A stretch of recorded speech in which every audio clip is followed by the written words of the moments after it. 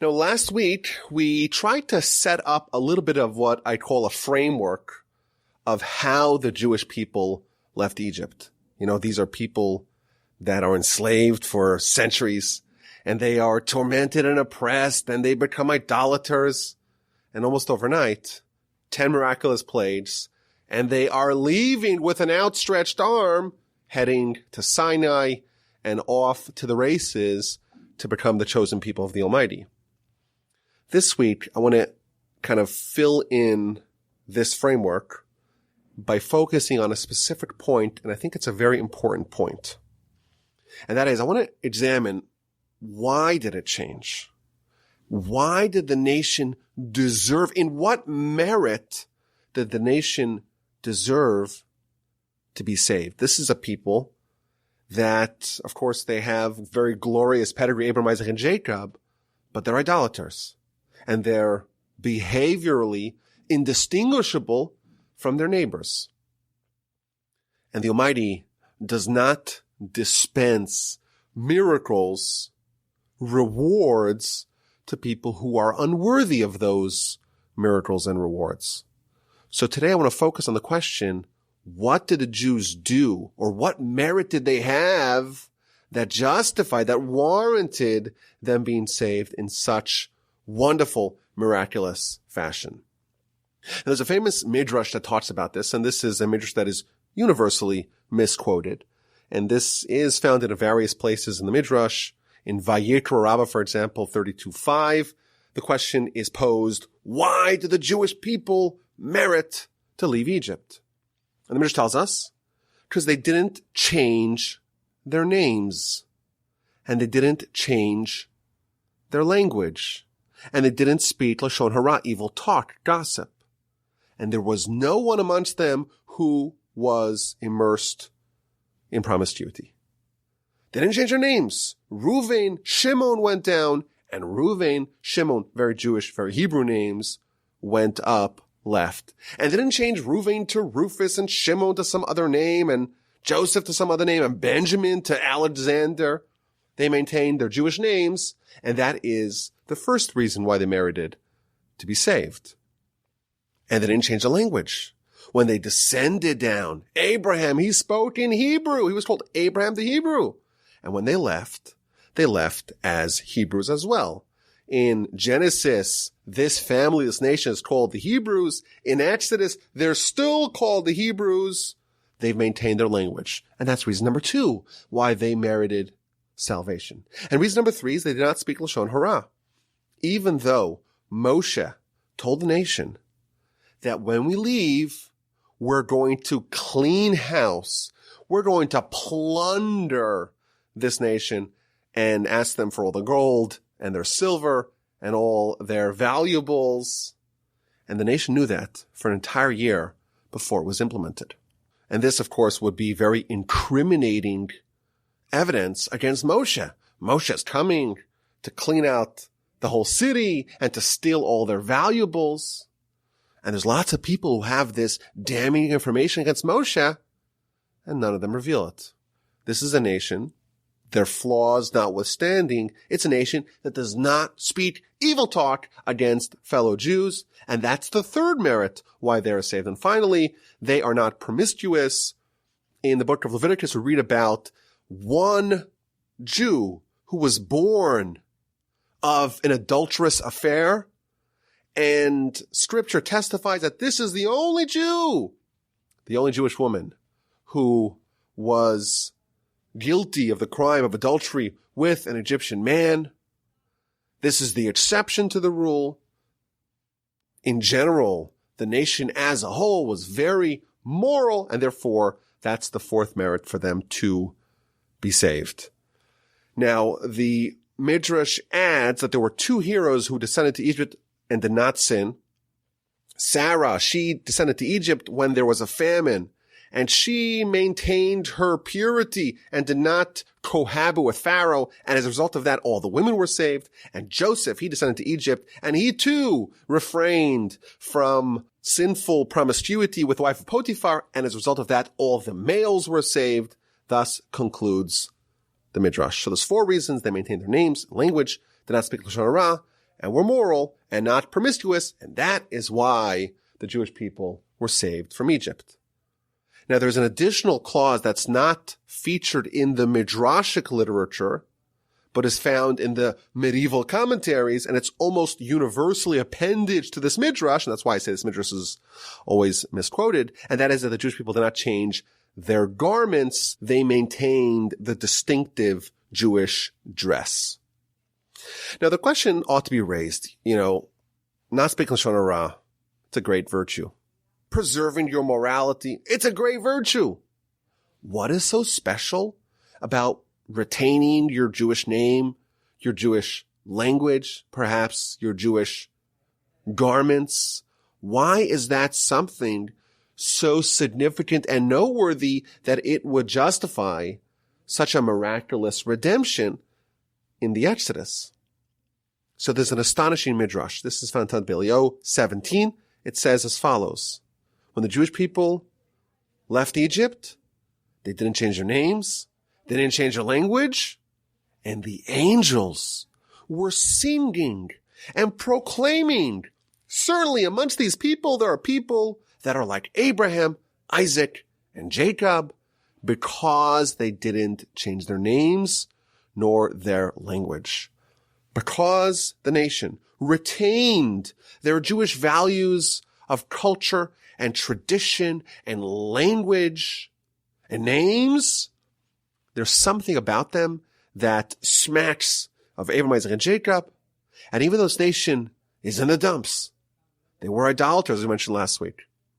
Even during the splitting of the sea, the angels wondered, why is God saving the Jews and drowning the Egyptians? After all, they are behaviorally indistinguishable. These are idolaters, and these are idolaters. Nevertheless, this nation descended from Abraham and Jacob. They descended from giants, and it's been 193 years since Jacob has passed, and they have been subjected to subservient slavery and were idolaters like the Egyptians. Did any influence of the forefathers remain? Is this nation worth saving? Can the legacy of the forefathers be salvaged? Says the Midrash. They maintained Jewish culture. The names, the language of Abraham, Isaac, and Jacob endured in their descendants. And that displayed that there were still elements of Abraham, Isaac, and Jacob within them. They stayed Jewish. There was still something left to save. They retained their core, the kernel of Abraham, Isaac, and Jacob endured. Yes, it was deeply submerged within them. It was hard to access. It had to be unearthed. But it was still there. Consequently, the nation merited leaving. I want to take this idea to the next level. If we peruse through our Parsha, we'll find several more answers to our question as to what merit the Jewish people have that warranted their salvation. In chapter 12, verse 6, it's talking about the requirement for them to guard the Pesach offering. They have to take the sheep that they're going to slaughter on the eve of the Exodus, and they have to guard it for 4 days. And Rashi asks the question, why do they need to guard it for 4 days before they slaughter it? The rest of the time, the rest of the Passovers, every year we do a paschal offering, but there is no such requirement to procure it 4 days prior, to preserve and guard it 4 days prior. And Rashi quotes an astonishing midrash based upon a verse in Ezekiel. God said, I made a promise, an oath to Abraham that I will redeem his sons, his children. And now is the time for their redemption. But they're empty. They're naked. They're barren. They don't have any mitzvos to occupy themselves with in order that they should merit redemption. And therefore, I'm going to give them 2 mitzvos. The mitzvah of the paschal offering, the blood of the paschal offering, and the mitzvah of circumcision, the blood of the circumcision. And that night, the night of the Exodus, they circumcised themselves. This is the nation in Egypt that only the tribe of Levi maintained circumcision throughout their tenure in Egypt. And now, on the eve of the Exodus, on the eve of the 14th of Nisan, the entire nation does the mitzvah of circumcision, has the blood of circumcision, moreover, the blood of the paschal offering, and now the nation can be saved. This is a nation that's immersed in idolatry. And therefore God says, withdraw from your idols, slaughter your pagan deity, and take the animal that you previously have worshipped alongside your Egyptian compatriots and slaughter it, and take that blood and the blood of the sacrifice and the blood of the circumcision. That is your merit to be redeemed. What an amazing Rashi. The Jewish people were destined to be redeemed. After all, God made this promise. But they needed to be occupied with mitzvos in order to be worthy of this redemption. So God gave them mitzvos. But not just any mitzvos. Specifically, the blood of the Passover sheep and the blood of the circumcision. Why specifically these two? Couldn't God have given them, say, the mitzvah of Shabbos and mezuzah, kosher and tefillin? There's lots of options. Why these two? I think this takes us to the next level. There's something special about these two mitzvos that's going to prepare the nation for the Exodus. These two things are about sacrifice. Before you leave, on the eve of moving day, you've been in Egypt now for centuries, and the entire nation is going to leave in mass. I want a mitzvah, says God, of circumcision. I want you to undergo a complicated surgery, a surgery that really you'll have a hard time even processing why you do it, right before you leave on your big trip. Think about the trip in general. What an enormous logistical nightmare to pack up and move everyone on the same day, millions of people. And comes along Moses and he makes a proposal. The evening beforehand, lets everyone undergo a painful and complicated and debilitating surgery. And the nation says yes. That is commitment. That is sacrifice. That's the first mitzvah, the mitzvah of the blood of circumcision. Well, what about the other blood? They took the sheep, which was worshipped as a god by the Egyptians and, of course, by the Jews.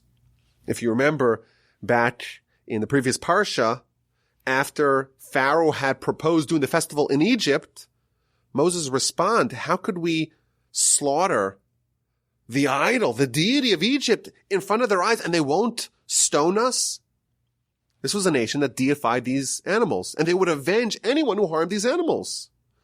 And like we mentioned, the Jews were also enumerated amongst the idolaters of Egypt. And now the Jews are told, each one of you, buy a sheep and bring it home and tie it to your bed and spend some time with it. Spend a couple days with it and slaughter it.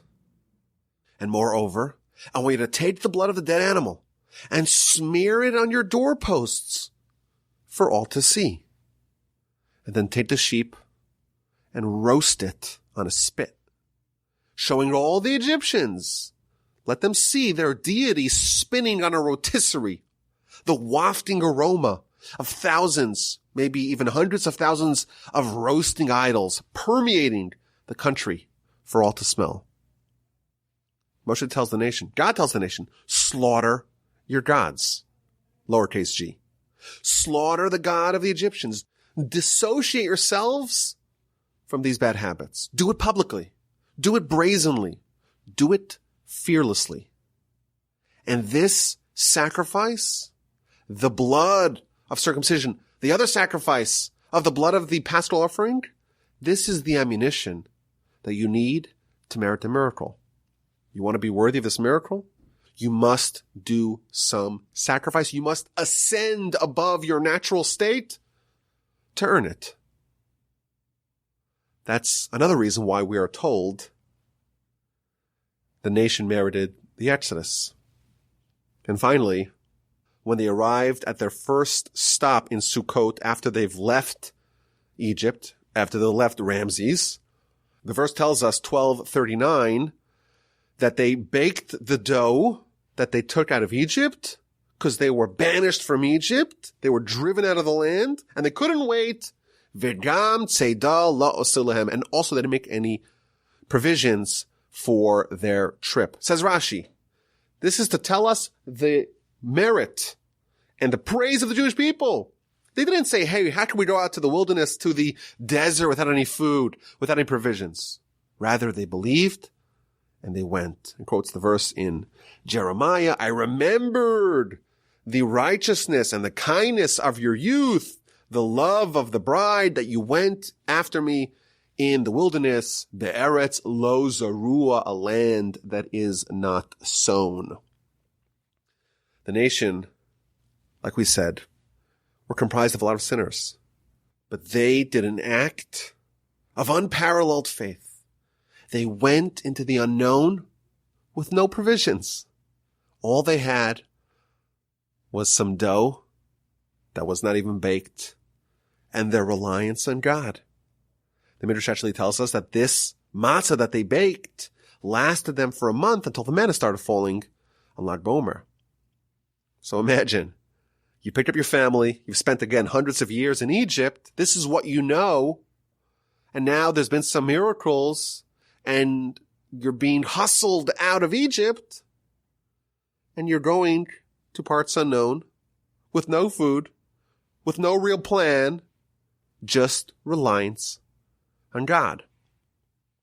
I want to point out that Rashi does not directly connect this to the merit of the Jewish people being redeemed, but it is showing us the state of the nation during their redemption.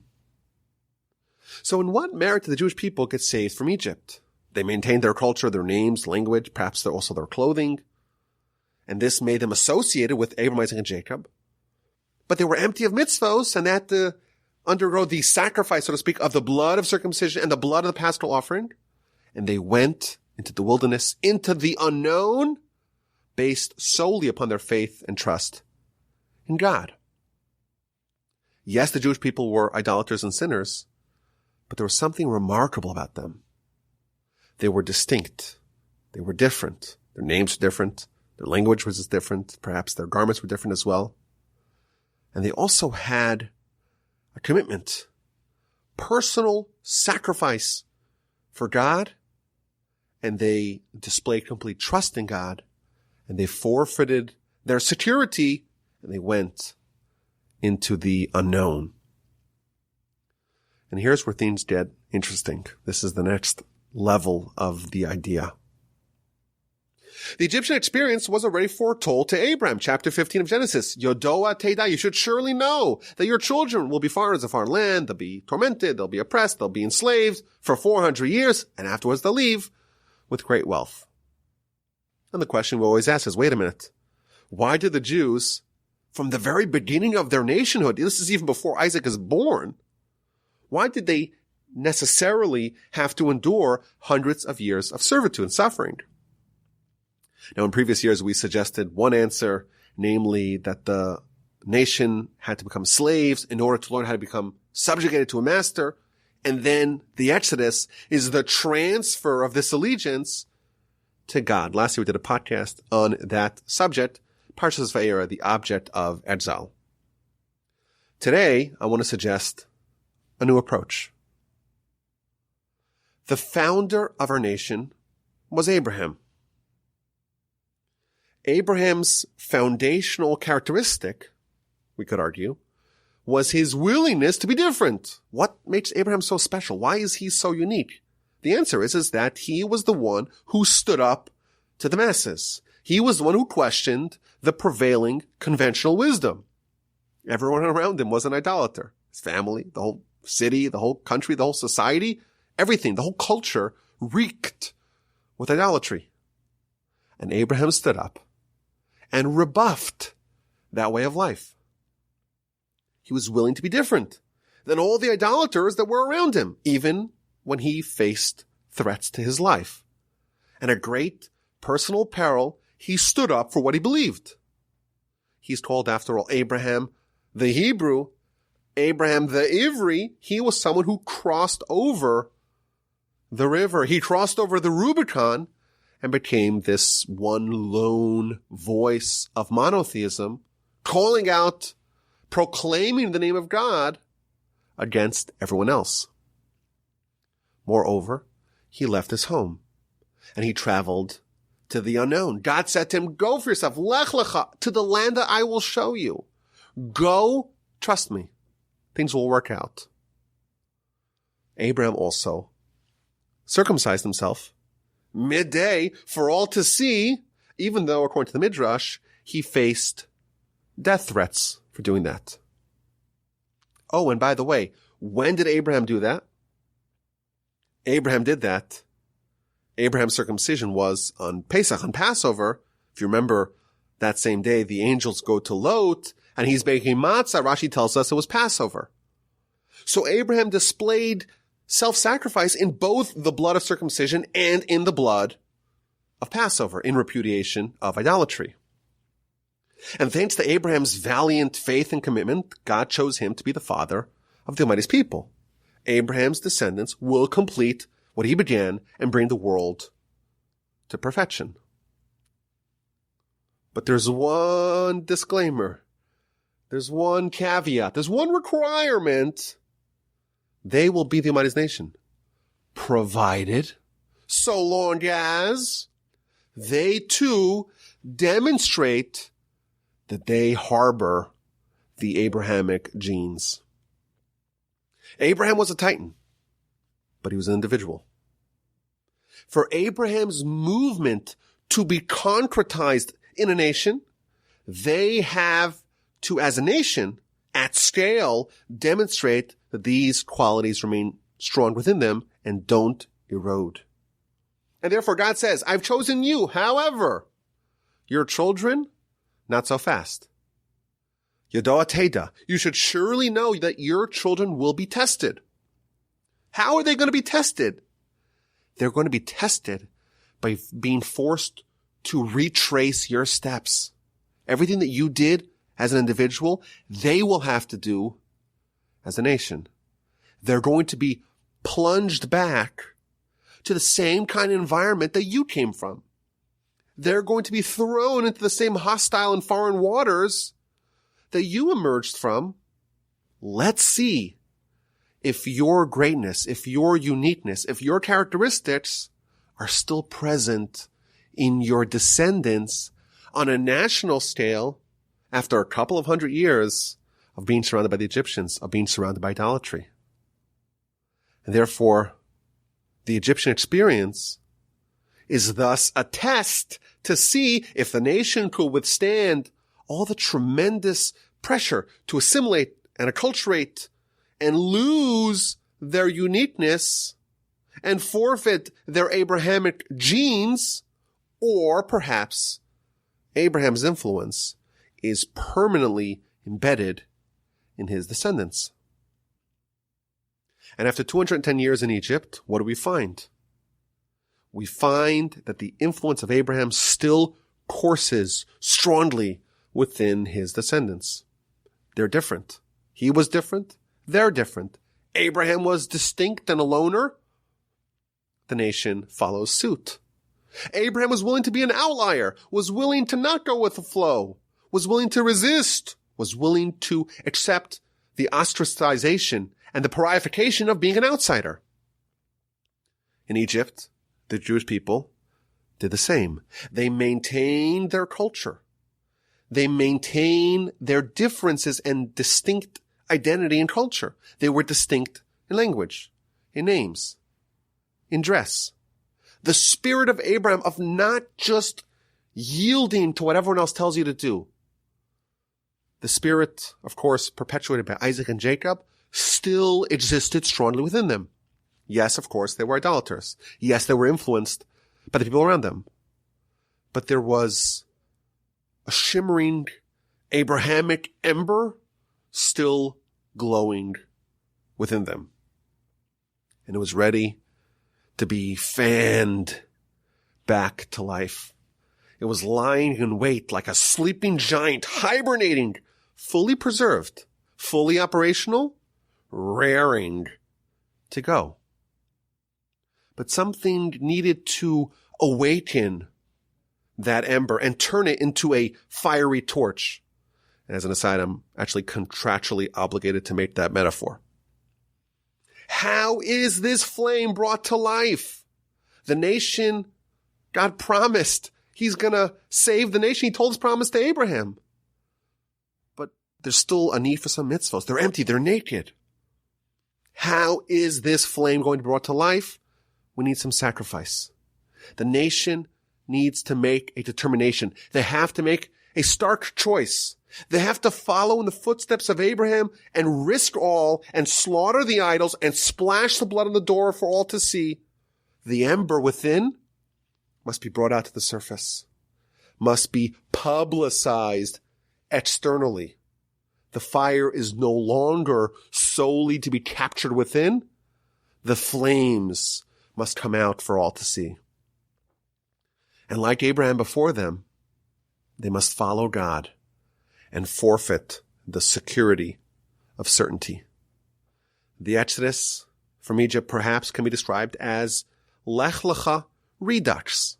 God told Abraham, Lech Lecha, leave your comfort zone, leave your place of origin, leave your homeland, leave the land of your father. And Abraham did it as an individual. And this time, it's the entire nation leaving their comfort zone, leaving their place of familiarity, and going to the unknown to follow God. And once it's certain for all that the qualities of Abraham are so thoroughly baked into the bones of the nation, the Exodus can happen and the march to Sinai begins. I think this is all a wonderful lesson for us. The defaults are very powerful. Incumbency is very hard to dislodge. Remember an example from a couple of years ago.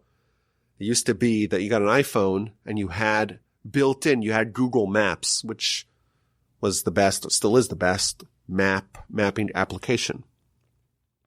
But there was some disagreement between Apple and Google, and Apple says, okay, we're going to start Apple Maps. And if you remember, it was a couple of years ago, it was just a dreadful experience because the Apple Maps, they just didn't have all the data and it just wasn't programmed so well, and people were driving off cliffs. There were some crazy stories, and it was just a total mayhem. And we have an objectively inferior product, but you could just go to the App Store and download your Google Maps. But what happened? You buy your new phone and it has a mapping application. There's an incumbent. There's a default setting. And that captured 75% of the market, even though a vastly superior product was one click away. Our natural state is stagnation. Our natural state is to just work with whatever we have, do whatever we're told, abide by whatever we're shown. That's the human condition. That is outside of Abraham. Abraham is the innovator.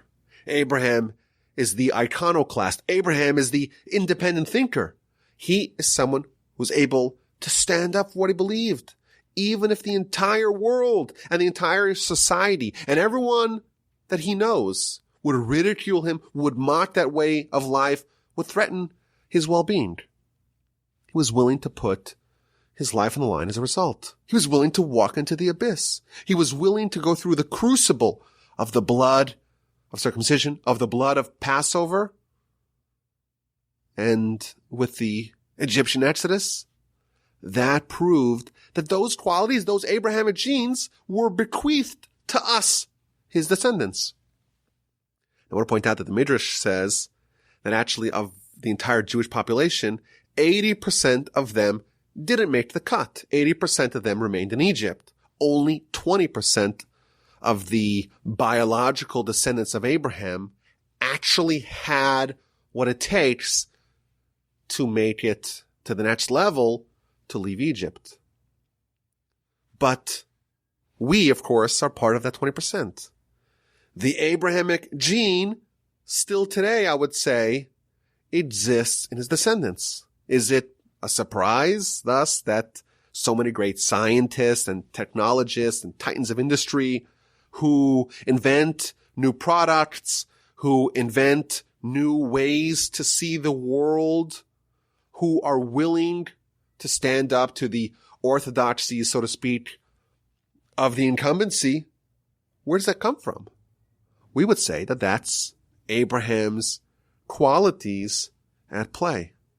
He was the first, and we still maintain that legacy. Yes, the defaults are strong. Yes, of course, the influences are fierce.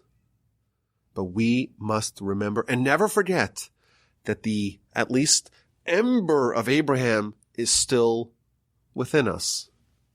We are princes of the Abrahamic legacy.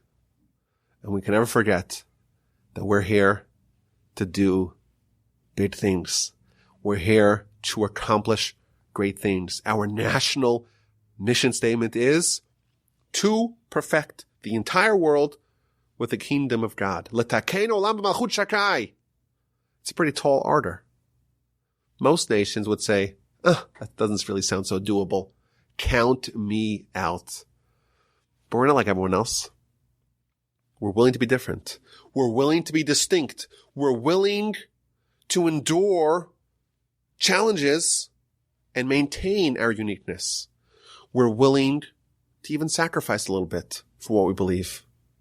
And we're willing to rely on God and go into the unknown because we trust Him. We have what it takes. We have the Abrahamic genes within us. You know what? Sometimes they're a little dormant.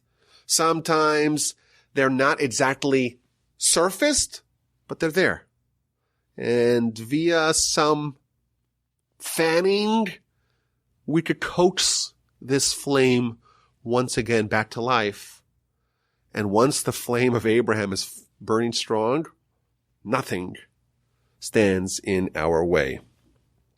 Okay, let's begin this week's A and Q. Here's the question. And of course, if you are a new listener, first of all, we welcome you aboard to the Parsha Podcast family. It's so wonderful to have you here. But at the end of every Parsha Podcast, we have a segment called A and Q, answers and questions instead of questions and answers. The presenter, i.e. me, Rabbi Yaakov Wolbe, coming to you from the Torch Center in Houston, Texas. I'm going to present the audience with a question from this week's Parsha. And if you would like, you could think about it. And if you could come up with an answer, that's wonderful. And you could also email it to me, rabbiwolbe@gmail.com.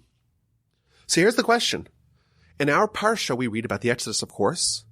And it seems like there is a consistent theme of haste. The matzah has to be made very quickly, or else it will turn into chametz. It'll become leavened bread, disqualified for Passover use. Moshe describes what it's like on the eve of the Exodus. How are you supposed to consume the paschal offering? Dressed, ready to go. You're wearing your shoes. You're holding your staff. Your belt is tightened. And you should eat the Pesach offering bechipazon with great haste. This is Pesach. This is the celebration for God. Apparently, haste is a virtue. But is it? You will recall back in Genesis that Reuben was criticized for being hasty like water. The same word here that the Torah describes the proper, appropriate approach towards consumption of the Pesach offering, chipazon. That same word is used to criticize Reuven, that he was pachaz kamayim. He was hasty like water. So is haste a good thing, or is haste a bad thing? We're told many times to be methodical, to be calm, to be circumspect, to be measured, to be deliberate, have a masunim badin, which would be deliberate in judgment.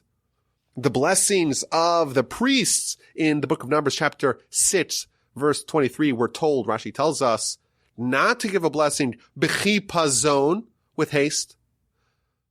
You have to do it calmly, with intention, with a full heart. So which one is it? Is haste a good thing? Or is haste a bad thing? Or perhaps it can be framed this way. Why, with respect to Passover and the Exodus, why is it different? The rest of the time we're supposed to do things calmly, with coolness, collected. And here on Pesach, there's a need for speed. If you have an answer, email me, rabbi@gmail.com. Last week we asked the question, and the question was, why is Moshe and Aaron's lineage and genealogy, that they come from Yocheved, who married Amram, and the whole story back to Levi, why is that not revealed in Parsha Shmos when they first undertake their mission to save the Jewish people? Only on the second time do we discover who they are and what their pedigree is. So, of course, the Parsha Podcast audience did not disappoint, and we got all kinds of wonderful answers. I want to share some of the answers that I received. First of all, I got this idea, and these ideas are related. Moshe and Aaron, they were selected. Why were they selected? So, if you were to ask me now, after I've read where they come from, I would say, well, they come from Levi. Levi is the most righteous of the sons of Jacob, but not only that, they come from Kahas, which is the most righteous of the sons of Levi, and they come from Amram. Amram, you know how righteous Amram was? In fact, the Talmud actually says Amram was one of the 4 people that died only because people have to die. He had no sins. Yocheved is his mother, such righteous people. Certainly, Moshe and Aaron are the candidates to save the Jewish people. That's what you would say. But the truth is that there was no nepotism in the choice of Moshe and Aaron. They weren't chosen because of their pedigree. They were chosen because of their merit. Leading the Jewish people is not something that you are given by right. It is a meritocracy. And therefore, if you were told about their lineage, their genealogy, their pedigree, when they were introduced, you would say, aha, now I know why they're leading the people. They're leading the people because this is the son of Amram and Yocheved. Of course. They are royalty of the Jewish people. No one else deserves this job. But that's not the truth. The truth is, Moshe and Aaron, independently, regardless of who their family was, they were the best people for the job, and that's why they were chosen. And I think there's maybe a side point to that, and that is that we discover, and this is something that we've spoken about a couple times in the past, saviors of the Jewish people, and certainly people that are part of the pedigree of the saviors of the Jewish people, often actually have quite problematic backgrounds. For example, of course, David, of course, David and Bathsheba, and David is a great-grandson of Ruth. Is he even Jewish or not? Can she convert or not? Judah and Tamar, that's the forebearers of Messiah. Ruth, by the way, comes from Moab. Well, who is Moab? Moab is the son of Lot and his daughter. It seems like leaders of the Jewish people, and especially people that are saviors, like Moshe's coming to the Jewish people, Messiah, please God, in the future. These are people that almost by design come from very checkered backgrounds. And therefore, perhaps another reason, again, an adjacent point, another reason why Moshe and Aaron's family life was not told to us at the very beginning is because when a savior comes, we have to judge on the merits. And we shouldn't investigate too much about their pedigree because you can never tell where salvation may come from. It may look like someone of a pristine background, or it may look someone like Moses. Moses, of course, was raised as a prince of Pharaoh, could be credibly accused of being a traitor. It may look like King David. King David, someone, is he a mamzer? Is he a bastard? Is he not a bastard? The Midrash even says that his father, Jesse, thought that he was not the legitimate father. Moreover, Rabbi Akiva, he was someone who was the leader of Jewish people. His father was a convert, not exactly someone you would assume would actually reach the absolute pantheon of great Torah giants. Rabbi Meir, who is essentially the author of the Mishnah because his works were taken to be the basis of the Mishnah. He too descended from some pretty bad folks. Leaders, saviors, great people could come from the most unexpected places. And therefore, Moshe and Aaron come, we judge them on the merits. How are they as individuals? We don't investigate too much. It's important to know. We'll get to it, but not at the very beginning. Those are some of the thoughts that we came up with collectively as a family, Parsha Podcast family. I hope you enjoyed. Thank you for listening. Have an amazing rest of your week, a fabulous Shabbos. Best regards. And please God, we will talk next week.